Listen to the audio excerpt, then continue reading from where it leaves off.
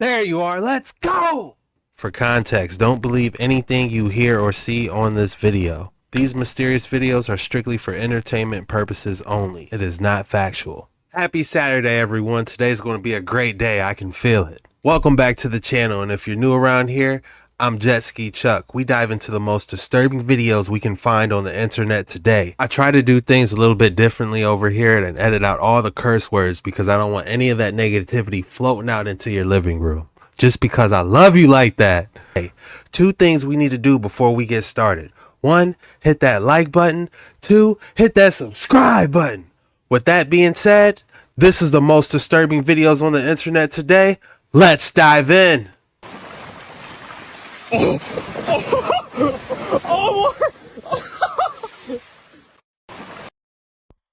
What is that, manta ray? He said not today. This is a drone swarm that happened in Shenzhen in China that broke 2 Guinness World Records. 10,197 drones in the air running simultaneously off one computer, showcasing the largest ever image created by drones in the air. It was called Sky City, but beneath this technology is something truly frightening. This drone show was part of a 7-day celebration in Shenzhen. Together, these drones put together tens of thousands of small LED lights. They're controlled using advanced GPS and choreography software. One single computer runs a 3D pixel grid. But what's got the rest of the world worried is the fact that this is weaponized swarm control. It's not just about making pretty shapes and colors. It has serious consequences when it comes to surveillance, defense, logistics. It means they can use thousands of drones to swarm an area and have thousands of drones working in unison against targets. The United States and many other countries believe that this was less of a showcase for China and more of a showcase for the rest of the world to show that they have the technology to do this. And this kind of technology can change things when it comes to warfare. This is a drone swarm that happened in Shenzhen. Just when we thought the robotic dogs were a problem, now we have to deal with the robotic drone swarm. And so many times we saw that the head, the arms, the hands and the feet were removed from the depictions of our true past, the old world statues. And we see they are so deliberately removed, a perfect cut over and over. We always speculated that it was hiding more, and I believe today that we have fully exposed what it was hiding all along. Hiding that the Nephilim were here and extremely involved in the way that things were done.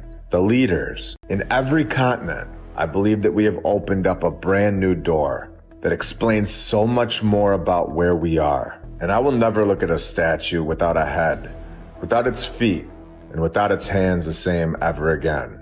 One thing we can't overlook is how these traits, 6 fingers, 6 toes, and towering size, weren't just physical. They symbolize something so much deeper. Power, or even a connection to forces beyond this world, as we were told with the Moon People, or the Watchers. Across so many cultures, these individuals weren't just leaders. They were gods, warriors, and builders. Their influence shaped everything, including the massive architecture that's still here today. What if the missing hands and feet on these statues weren't just about hiding the truth, but also about erasing a lineage, erasing who once ruled and what they were capable of? It's not just about what's missing, it's about what they don't want us to see. This isn't just history we're uncovering. It's a blueprint to understanding what they don't want us to know. The Nephilim were here, and that changes everything. I hope you all have a great rest of your day. Huge shout out to my lunch break for that breakdown. It looks like somebody snapped the thumb off. What are they trying to hide? This isn't a church, it's a piece of technology. And let me show you what they do to these buildings to turn them off. They say this is because lightning might strike and they need to bring the electricity down into the ground. But look at this cable, goes all the way up the building to the spire. Because if they didn't do this, if they didn't put this grounding rod in, this building would still be turned on. Because this is a free energy device. And there's a mint documentary for you to check out. It's on YouTube. It's called The Lost History of the It goes into detail about these buildings, the reason for the buttress. This glass would have been added at a later date. So this would have been empty. So this whole building would have been a resonator, a free energy device. And as I said, all this glass was added at a later date. And this was to pay homage to the creator. Frequency, cymatics, and sound. People could be enjoying this building, feeling the energy that this building emits, but instead it's here, it's boarded up, it's locked, and it's going to waste. It's switched off. So here's what we need to do. We need to get these buildings turned back on. So y'all, I went down the rabbit hole. Y'all know there's like 9 Statue of Liberties around the world. Here's one. Guess where it's at? Ukraine. Of course, this one's in Tokyo.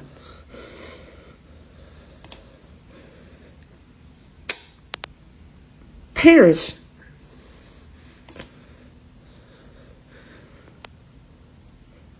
El Salvador. Denmark. Look at that, y'all. And look at the address. That's weird, y'all. Paragold. Rio de Janeiro. Northern New York. Y'all, that is crazy. Some people are saying that's Lucifer, the light bringer. What are your thoughts below?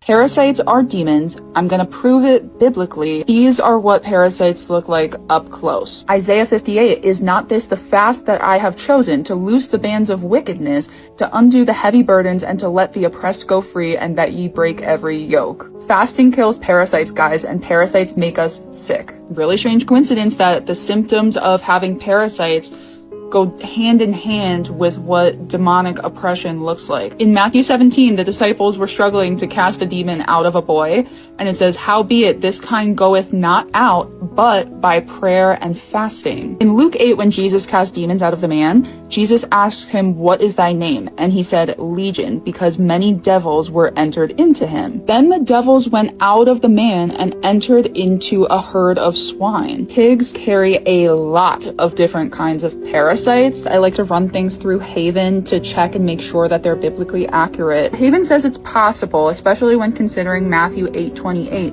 where Jesus casts out demons from 2 men as suggesting a connection between spiritual entities and physical afflictions. In Luke, Jesus also gives us the authority to tread on serpents and scorpions and over all the power of the enemy. In the Old Testament, Leviticus and Deuteronomy says that pigs are unclean animals and that we shouldn't eat them. In the New Testament, Jesus makes all foods clean for us to eat. Acts 10, how God anointed Jesus of Nazareth with the Holy.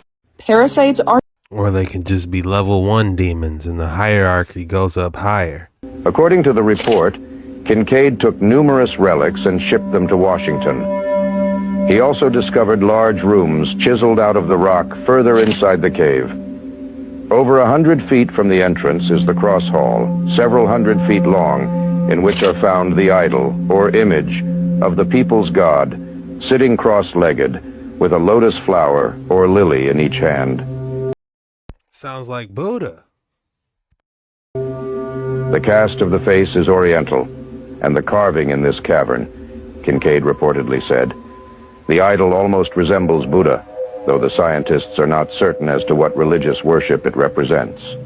And the story goes like this. When God ordered King Solomon to build a temple, God forbade Solomon to use iron tools. So Solomon says, "How do you expect me to build this grand temple when I cannot use iron tools or metal tools to build it?" And God says, "No problem. Summon the demons, and demons will build you the temple using Shamir." So what is a Shamir? So it's a small stone, and the way it worked, so that's why the picture had eyes, because the stone had to see the rock. So when the stone sees, quote unquote, sees the rock, it would split it, kind of open it like you open a book, splits it in half. So King Solomon embarked on a quest to find Shamir, and when he found it, he gave it to demons, and demons carved rocks using it, and they put the temple together. And then what really piques my curiosity is they say Shamir had to be stored in a lead box. I'm like, wait, what? In a lead box? Where have I seen this before? We store all nuclear materials in lead box because otherwise, radiation. Any other box would disintegrate. And the story goes, When I see temples like this, I ask myself, Were these really built with human hands? Now we're digging off with Solomon that may say something. The world has been led to believe that the Wailing Wall is the sacred remnant of the Second Temple, a place where God's presence still lingers. But this narrative falls apart under historical and archaeological scrutiny. The structure commonly revered today is, in truth, a surviving wall of the Roman military compound known as Fort Antonia, not the Holy Temple. The actual temple stood to the south, built over the Gihon Spring, a requirement for temple purification rituals, which the Roman compound did not meet. The protruding rock beneath the dome of the rock, often mistaken for the foundation stone of the temple, was in fact the central part of Fort Antonia. In other words, the Jews today are not praying at the remains of God's temple. They are praying at the wall of a Roman fortress. But the deception goes deeper. The rituals performed at the Wailing Wall are rooted not in biblical faith, but in the 13th century occult system of the Kabbalah, as elaborated in the Zohar and further mystified by the Hasidic movement. The supposed divine presence they seek at the wall is not the God of Abraham, Isaac, and Jacob. It is the Shekhinah, a feminine emanation in Jewish mysticism. She is described in erotic, intimate terms, often as a divine consort, with whom spiritual union is sought through the act of prayer, a practice called kavana, where physical movement, like the back and forth thrusting you see, mirrors an esoteric ritual intended to unite the Shekhinah with the Ein Sof, the infinite masculine force of their God concept. This is not worship, it's a metaphysical act disguised as devotion. It is an inversion of divine truth, rooted in mysticism that scripture calls an abomination. And this is where it collides with our politics. Nearly every major political figure, presidents, prime ministers, global influencers, must perform their rite of passage at the Wailing Wall, hands pressed against stone, heads bowed in reverence. They are not just pondering to voters or honoring tradition. They are knowingly or unknowingly participating in an occult ritual, submitting themselves at the very seat of the synagogue of Satan. Scripture is unambiguous. In Acts 17:24, it says, God does not dwell in temples made with hands. Much less would he dwell in a Roman fortress surrounded by rituals that glorify a false god and mystical union. It is spiritual process. Our leaders are not just shaking hands with global powers. They are shaking hands with the devil.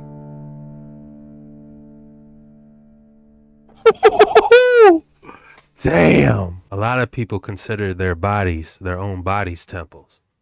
Drop your thoughts in the comments below. I think the most beautiful part of life is that we never realize we're in the good days while we're living them. You don't notice the last time your friends are all in the same room. You don't know the last time you'll sit in your childhood home or hear a certain voice say your name. You don't realize you'll miss the way your life felt before everything changed, because it all just feels normal, routine, background noise, until suddenly it's not.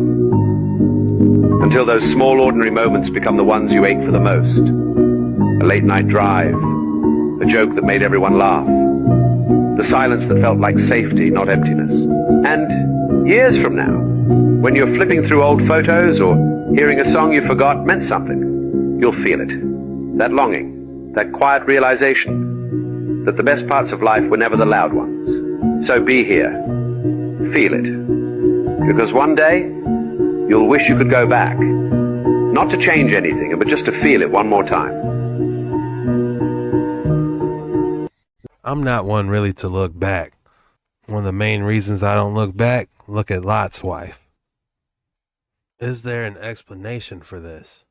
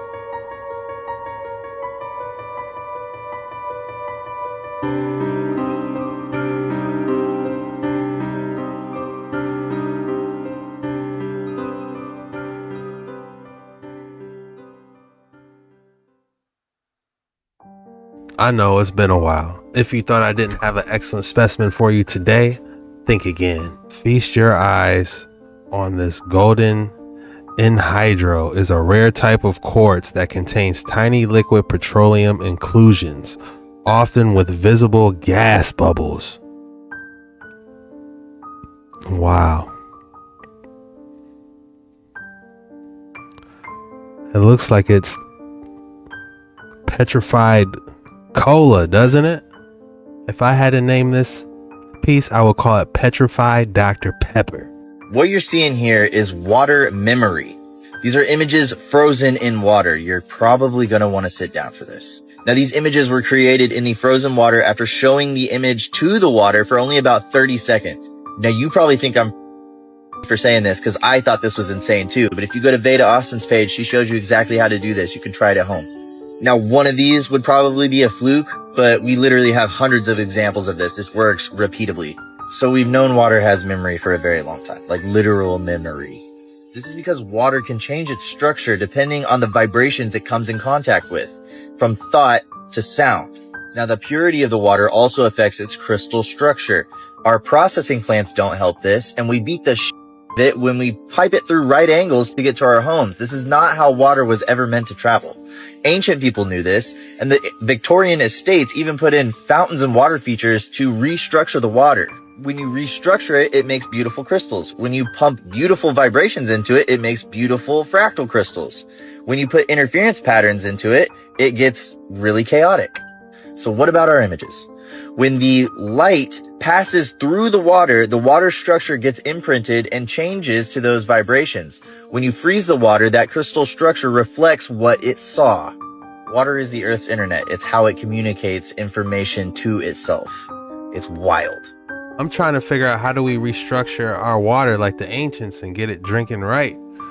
Because they do hit those right angles, I'm not going to lie. The Rockefellers don't run America. It's the Collins family. The District of Columbia. It's not a state, right? It's a district of Columbia. The Knights of Columbus. Columbia Pictures. And the list goes on. You're Mexican. You know his real name. It's not Columbus. It's Cristobal Colon, which has a Jewish ancestry of the Cohens, the priest class. They are the royal Spanish family that brought the Inquisition over to America. Hence, the Mexican flag is exactly the same as the Italian flag. Funny, but the Mexicans added the Italian Roman eagle because, you see, when the Vatican came over and corporately took over the Americas, they put their precious Italian flag right in the middle of North America and South America, Mexico. Well, why would you do that? Now, why would the Vatican do that and bring the Spanish Inquisition over?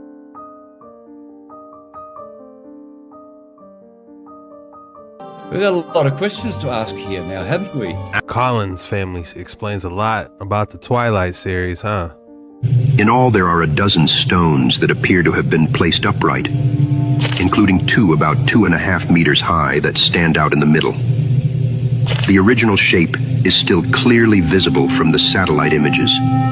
Among the ruins are the first pyramid-shaped symbols. Some details carved in the rocks depict the Ankh symbol, used by the Egyptians thousands of years later, as well as some Dogon symbols, a people from Mali with inexplicable astronomical knowledge. The site was erected along the same meridian as the Great Pyramid of Giza. From the position of the monoliths and from the measurements made by Haina, the circular structure was deliberately designed to align with the cardinal points of the Earth and with the equinoxes and solstices. This is the Daou map, found in China. This map highlights Antarctica's ascended 360 ice wall that surrounds our 6 continents, with habitants beyond the ascended ice wall. This hidden map cartography can be found at the top of church domes as well. In fact, all church domes displays the hidden design or map cartography of the Earth, with habitants beyond Antarctica's ascended 360 ice wall. The 4 paths, or the X that you see, is representing the 4 rivers that ascends to paradise spoke about in the Bible. If you look close, you can see what's displayed to be the spiritually enlightened using these 4 rivers to ascend. It's time for a spiritual ascension beyond the ascensions of the earth. Matriarchs rising.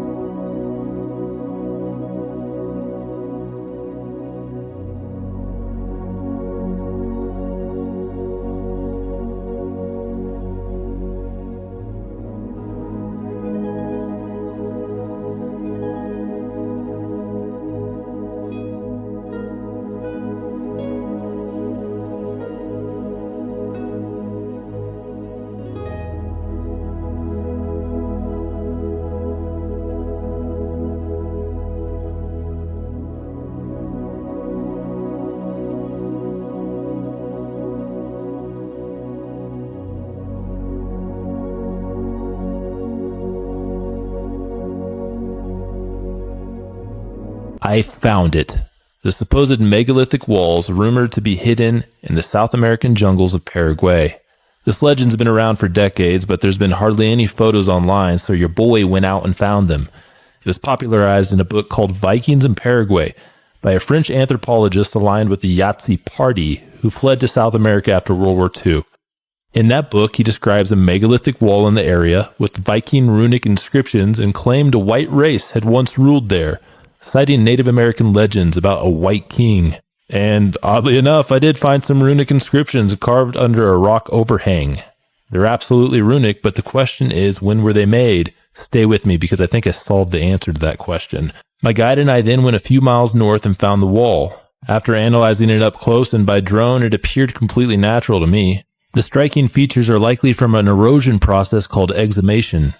As for the runes, after I was given a rough translation of Sigthor Munk by a fellow researcher online, I reached out to Professor Henrik Williams, and he confirmed that the last line had the name Munk in it. Ding, ding, ding, ding, I think we might have solved it. In the book Vikings in Paraguay, a Professor Munk is listed as the main runologist that went on these expeditions. Did Professor Munk carve this into the rock in order to keep the legends alive? Interesting. Vikings going down in South America. I wonder what they were doing there. What if I told you the ones calling the shots on this planet aren't even fully human anymore?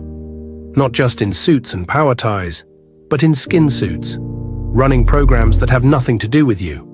The Slave Planet agenda isn't a sci-fi plot twist. It's a slow-motion spell, engineered by a species that feeds on your fear, controls your perception, and has hijacked every institution you were told to trust. But here's the catch. They didn't count on you waking up. They didn't count on you remembering who you are. A soul, infinite, linked directly to source. Your third eye, it's not just a metaphor, it's a quantum antenna, a decoding device. When your third eye is open, propaganda collapses, lies dissolve, and you start seeing between the lines. That little pinecone-shaped gland between your brows, it's not just biology, it's your inner compass, your direct uplink to source, and they've tried to turn it off. But here's the truth they can't erase. You were born with access, you just have to reclaim it. Want to open your third eye? Then fast from their frequencies. Eat alive foods, raw cacao, blue-green algae, chlorophyll. Meditate in the dark. Listen to 936 Hz and 432 Hz tones. Stop drinking fluoride. Turn off the noise, the fear programming, the fake news matrix. Journal, dream, stare at the stars, breathe deeply every day. You remember that freedom isn't something granted by a government. It's your birthright. Your inner vision is your power. Your intuition is ancient tech. And once it's fully online, you'll never be fooled again. You'll see through the lies. You'll hear truth in silence. You'll remember who you were before the veil came down. The Matrix is real, but so is your power to transcend it. A different species may run the systems, but the sovereign soul, that's you. And no being in the cosmos can cage a consciousness that has awakened. Blast your third eye wide open and break their spell. That's all we have for today's video. If you made it this far, the code word is Disturbing Saturday. Go ahead and drop Disturbing Saturday in the comments. That lets me know you're a real one, and I just appreciate your support. I honestly do. This was the most disturbing videos on the internet today. See you later.